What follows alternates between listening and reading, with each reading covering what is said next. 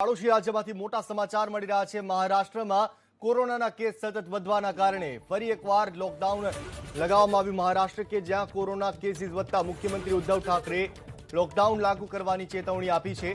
ઉદ્ધવ ઠાકરે કહ્યું કે જો લોકો નિયમોનું પાલન નહીં કરે તો ના છૂટકે સરકારે લોકડાઉન લાગુ કરવું પડશે।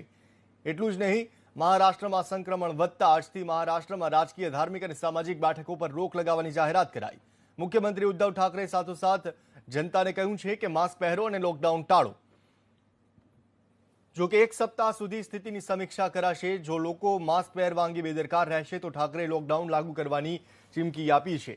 કોરોના સંક્રમણ ફેલાતું રોકવા માટે રાજ્ય સરકારે અમરાવતી, અકોલા, બુલઢાના, વાશિમ, યવતમાલમાં 7 દિવસના લોકડાઉનની જાહેરાત કરી દીધી છે। આ પ્રતિબંધ આગામી 1 માર્ચ સુધી અમલી રહેશે।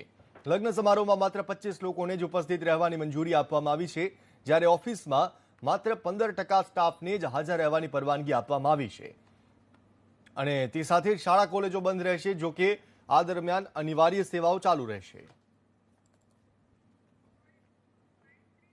लॉकडाउन चाहिए, हाँ या ना?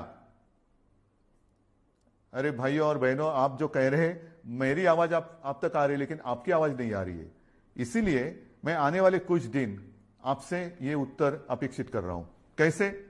मैं देखूंगा, आते जाते हुए देखूंगा, मेरे जो लोग हैं उनसे बातचीत करूंगा। जिन लोगों को लॉकडाउन नहीं चाहिए वो मास्क पहनेंगे, जिन लोगों को मास्क लॉकडाउन चाहिए वो मास्क नहीं पहनेंगे। सिंपल है। लॉकडाउन अगर नहीं चाहिए तो जो 3 चीज हमेशा मैं कहते आ रहा हूं, मास्क पहनिए, हाथ धोइए।